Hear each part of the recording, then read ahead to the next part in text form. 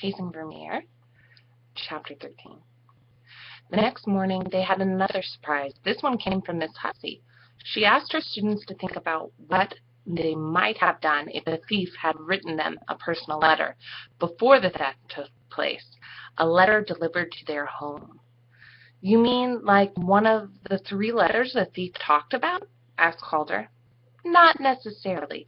We're just inventing a situation," Miss Hussey answered, and with some of her old "we're in this together, and it might be dangerous" tone.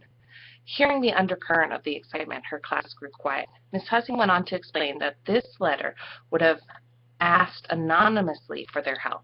Say the thief had offered lots of money, promised that the cause was honorable, and last but not least, threatened their life if they showed the letter to anyone.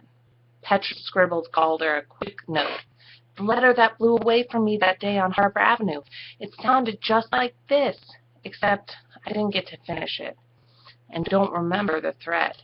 As Calder read Petra's note, Miss Hussey was saying, "This is a question of judgment. It's not clear in your letter if the thief is good or bad. I'm interested in what you might do. And Calder, could I keep that, please? You know I don't allow that kinds of communications during class." Calder flashed an "uh-oh" look at Petra, who had slumped down in her seat. He stepped carefully over Denise's outstretched foot as he handed Miss Hussey the note. She popped it in her pocket. Although she knew Miss Hussey wouldn't be angry, Petra had a queasy feeling.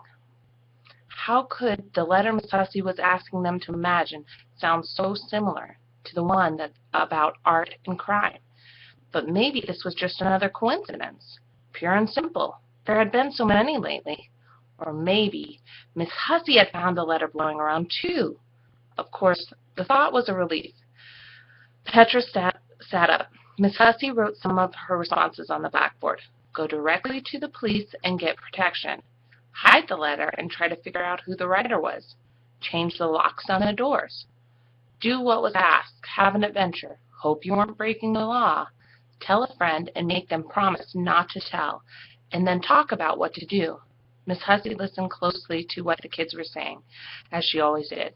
At the last suggestion, her eyes suddenly filled with tears. Then, just as quickly, they were gone, and she was muttering something about dirt in her eye.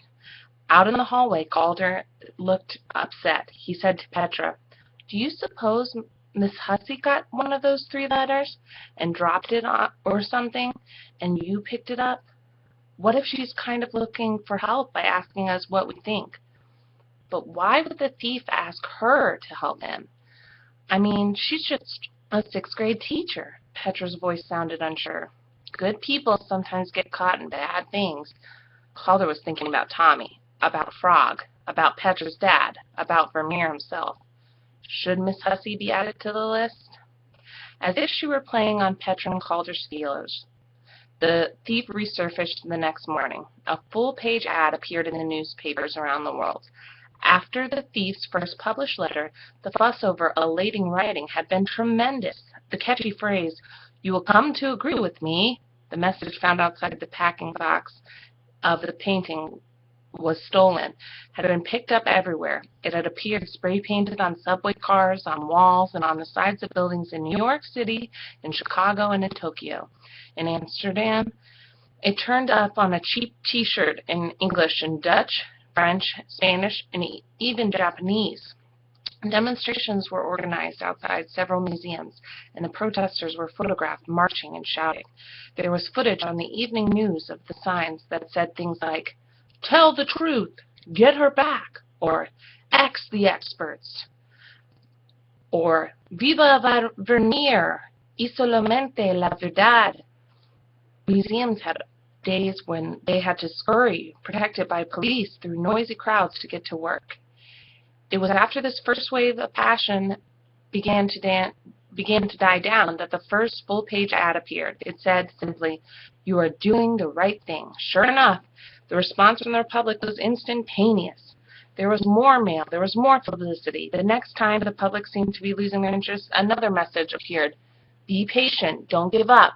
This was also followed by a flood of letters. The ad that Calder and Petra read before school that morning, the Chicago Tribune, said, You have come to agree with me. They will come to agree with you. In tiny print below the letter, newspaper editors, under pressure from the FBI, the police, and a committee of museum directors, explained that they would not publish any more of the mysterious advertisements. This was the last. The first advertisement was mailed from New York a week after the theft, the second from Florence a week after that, and the third from Amsterdam. The thief almost seemed to be showing off, thumbing his nose at the authorities. Miss Hussey said nothing to Petra that morning about the note she had pocketed the day before. Maybe she hadn't even read it. Petra thought with relief. Class began with a discussion about the thief's latest ad. Why do people assume the thief is just one person? I mean, couldn't it be a group? She was absent-mindedly twisting her ponytail around one thumb. Calder raised his hand. Don't the police think 3 other people are helping?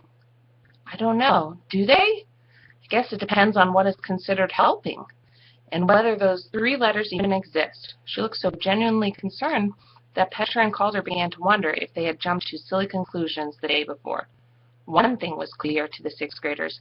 In spite of their discussions earlier in the year with Miss Hussey, the letter, as a form of communication, was very much alive.